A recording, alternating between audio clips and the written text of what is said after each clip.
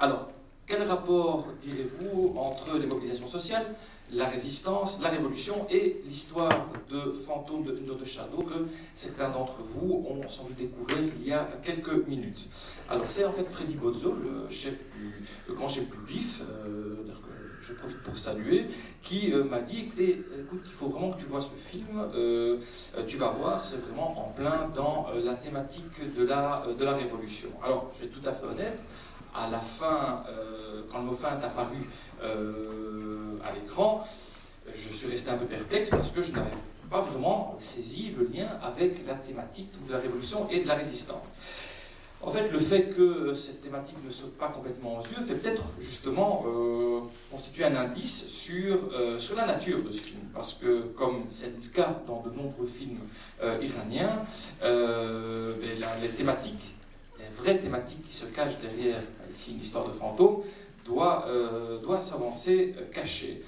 Parce que si Under the Shadow est un film d'épouvante assez classique, c'est sans aucun doute son sous-texte politique qui lui apporte un sérieux supplément d'âme, donc tout ça caché derrière une histoire de djinn. Alors derrière cette histoire de fantôme, ce djinn en forme d'immense voile, la métaphore est limpide, c'est bien la question de l'émancipation des femmes iraniennes et des effets de la révolution de 1978 sur la vie de toutes ces femmes en Iran, qui est, je vais dire, clairement abordée, non, qui est abordée en sous-main.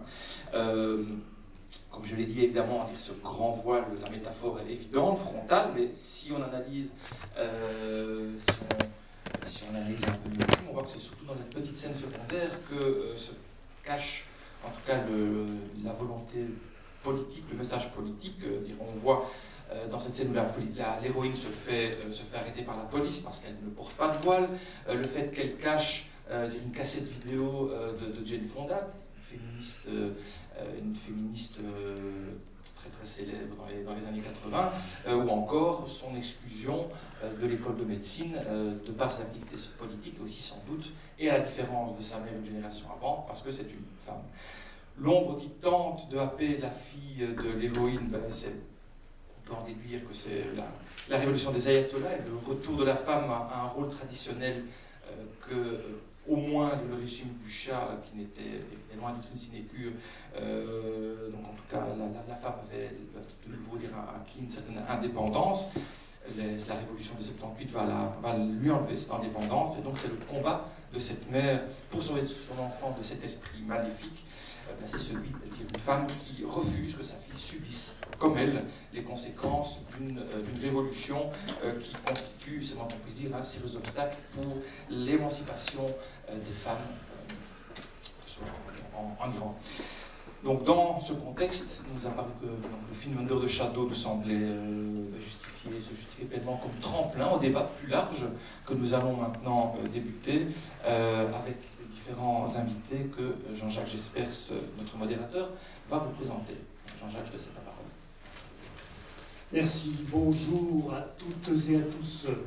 Voilà, moi je vais me contenter d'être un distributeur de paroles, j'ai pas grand-chose à dire sur les thèmes, enfin j'ai beaucoup de choses à dire sur les thèmes que David vient d'aborder, mais pas en ce qui concerne plus spécialement leur inscription dans la tradition du cinéma fantastique, qui, il faut bien le dire, aborde effectivement tous ces thèmes, mais de manière allégorique, de manière métaphorique. Alors, on va un petit peu se plonger dans ces métaphores, dans ces allégories. Vous avez certainement tous en tête des titres Brazil, Blade Runner, Metropolis, V comme Vendetta, Matrix, Westworld, Hellboy, Tomorrowland. Enfin, on va en parler tout à l'heure avec Didier Stiers, qui est critique de cinéma et spécialiste du cinéma fantastique, avec Yannick Eustache de Point Culture, qui lui aussi est un féru de cinéma fantastique, et avec John Pizzes, qui est politologue, philosophe et féru de cinéma fantastique, et qui en plus est un des militants de la Ligue des droits de l'homme. Donc on va commencer par faire un petit tableau général de ce rapport entre révolution, mouvements sociaux, révolte et le cinéma fantastique avec John Pizzes. On s'aperçoit souvent que la remise en question fondamentale des structures sociales, quand elle est abordée dans le cinéma fantastique, elle l'est plutôt de manière négative. Donc, avec une sorte de fatalisme. Bonjour, tout d'abord, merci d'être venu. Et en fait, en cinéma, comme dans la plupart des loisirs possibles, il n'y a pas de jeu sans enjeu, et un bon enjeu possible, c'est de mettre en scène un conflit. Et alors, bien entendu, une des nombreuses manières possibles de mettre en scène un conflit, c'est de mettre en scène une situation où il y a, dans le récit, des dominants et une situation où il y a des dominés, et donc des oppresseurs, des oppressés, des possédants, des possédés, etc. etc. Alors, parmi tous les genres qui sont abordés dans le BIF, le genre, on parle de science-fiction, on parle de thriller, on parle de fantasy, on parle de fantastique classique. Un certain nombre d'entre eux mettent en scène un peu plus difficilement la figure de la révolution. C'est-à-dire ici, on est dans un film fantastique, hein, le film dont tu parlais, David, et donc on est obligé de manier l'implicite, on est obligé d'utiliser des images pour en désigner d'autres, ou d'utiliser des idées pour en désigner d'autres. Et donc souvent, en fait, c'est plutôt le genre de la science-fiction, qui est un genre un peu plus explicitement politique, à travers lequel on a des récits de révolution, ou de révolte, ou de rébellion en tout cas. Alors ce qui est intéressant, c'est que souvent, la plupart du temps, le rebelle ou le révolutionnaire est présenté de manière positive, la plupart du temps, on y reviendra. Mais encore faut-il savoir quelle est la nature de la révolution, qu'est-ce qui est dit à travers le récit de révolution. Contre quoi se rebellent les gens. Et en fait, ce qui est intéressant, c'est que souvent, c'est qu'il y a plusieurs manières d'exprimer, de mettre en scène, de mettre en image la révolution. Alors, de manière assez classique, il y a d'abord des récits, je veux dire, de révolution pas avortée, mais évitée.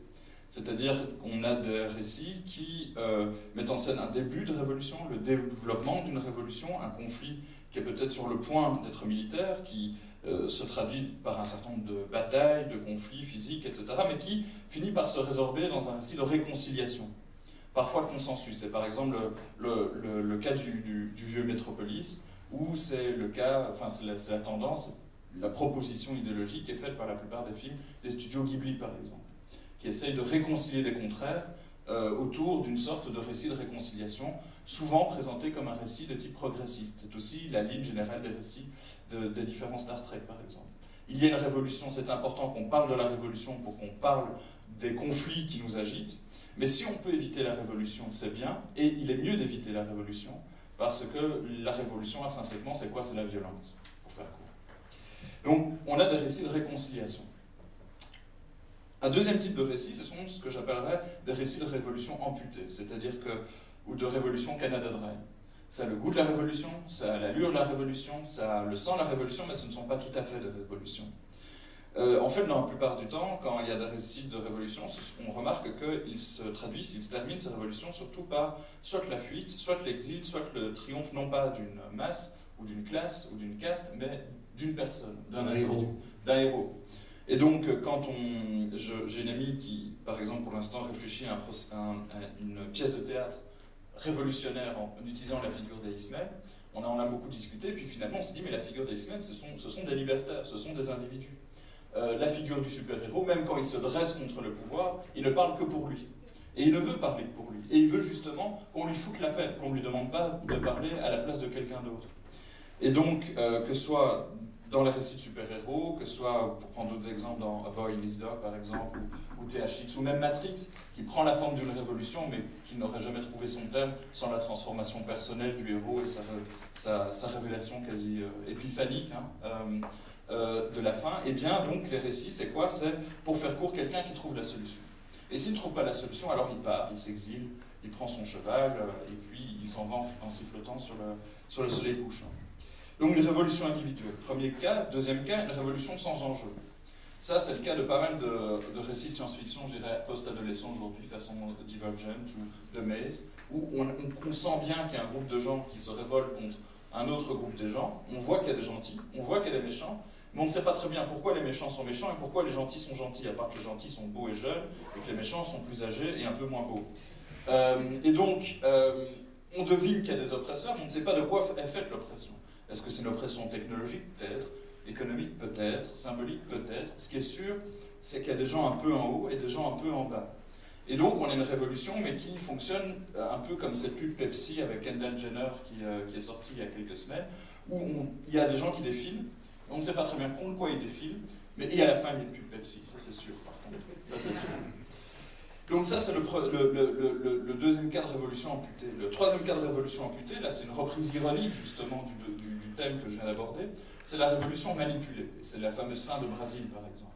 C'est-à-dire qu'on a alors un film qui retourne contre lui, justement, le caractère un peu vide de ces récits révolutionnaires hollywoodiens et qui montre le caractère manipulatoire de ces récits révolutionnaires, le caractère dérisoire de ces récits révolutionnaires et aussi le caractère dérisoire de la figure du héros. Et de nouveau, c'est l'idée de Brésil, cette personne qui, tout seul, veut se dresser contre un régime, qui croit parvenir à ses fins et puis qui termine dans une sorte de boucle fantasmatique et illusoire avec la fameuse chanson en fin de film, Brésil, etc. Et puis il y a des films qui cumulent tous ces motifs à la fois, comme Hunger Games, par exemple. C'est-à-dire on ne sait pas très bien contre quoi se révoltent les gens. C'est une héroïne qui est l'héroïne, mais elle est consciente d'être manipulée. Et donc à la fin, elle dit fuck à la terre entière. Et puis c'est sexy, c'est sexy. La révolutionnaire est sexy. La révolutionnaire est forcément sexy, mais c'est ça qui est intéressant, c'est qu'on met en scène, le film met lui-même en scène le fait que le personnage principal du film, non pas seulement parce qu'elle tire bien à l'arc, mais surtout parce qu'elle est, pour faire court, une tête de gondole d'une révolution qui n'a d'ailleurs pas beaucoup plus de sens. Ni les révolutionnaires ne savent pas pourquoi ils font la révolution, et les dominants ne savent même plus tout à fait pourquoi ils dominent les autres. Donc on a quelque chose d'assez vide, mais il y a une forme de reprise ironique en fait dans Hunger Games qui rend le film à la marge plutôt intéressant. Et alors enfin, et puis après on parlera peut-être plus des récits révolutionnaires avec une vraie dimension collective, mais je voulais d'abord terminer le catalogue des ambiguïtés ou des monstres ou des horreurs ou des mutants. C'est les récits de révolution qui démonétisent la révolution et qui nous disent que la révolution c'est très très mal.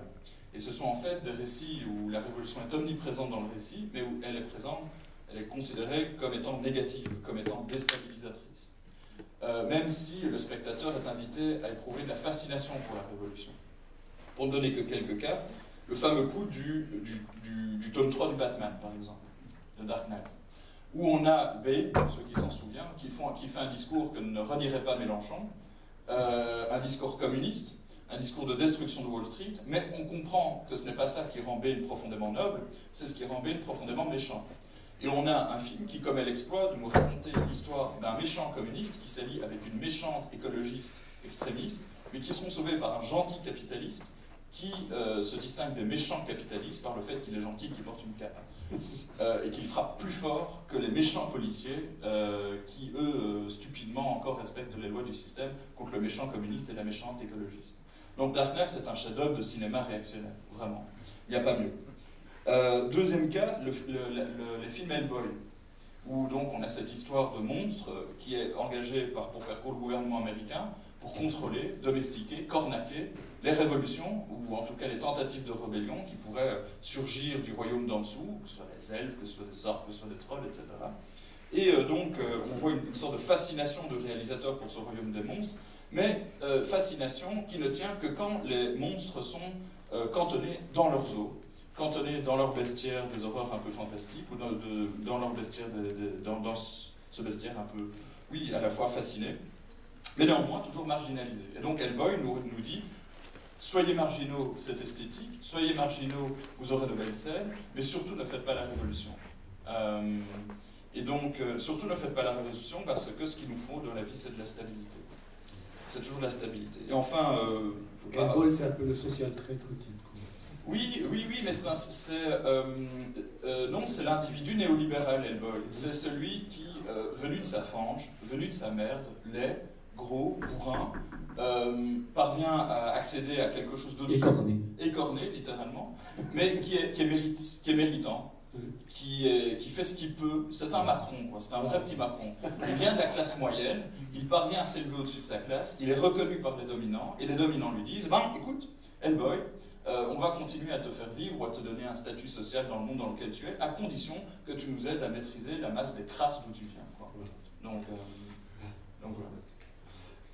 Alors il y a quand même quelques exemples de films qui nous montrent une révolution qui est réussie, ou une révolution qui a en tout cas un objectif de changement évident. Quelques exemples. Oui. Enfin, déjà, ce qui est intéressant, c'est de voir quels sont les récits de révolution qui ont une dimension proprement collective. déjà ça, c'est intéressant à observer. Donc quand on voit des récits de révolution, est-ce que c'est, je disais, des récits focalisés sur le héros ou sur un groupe de personnes qui se coordonnent? Et c'est par exemple la dimension intéressante d'un film comme V for Vendetta, qui est écrit au départ par un anarchiste, le comics est écrit par un anarchiste, mais qui, pour ce qui concerne le film, est réinterprété comme un récit de révolution collective. Alors bien entendu, il y a deux personnages principaux, celui qui est joué par Nathalie Portman et bien entendu le V... oui, c'est ça, Hugo Weaving. Mais Hugo Weaving lui-même, donc pour ceux qui se souviennent de la dernière scène, se fait mitrailler par des gens qui veulent le tuer, qui s'étonnent de le voir ne pas être tué alors qu'il a 50 pruneaux dans la figure. On ne tue pas une idée.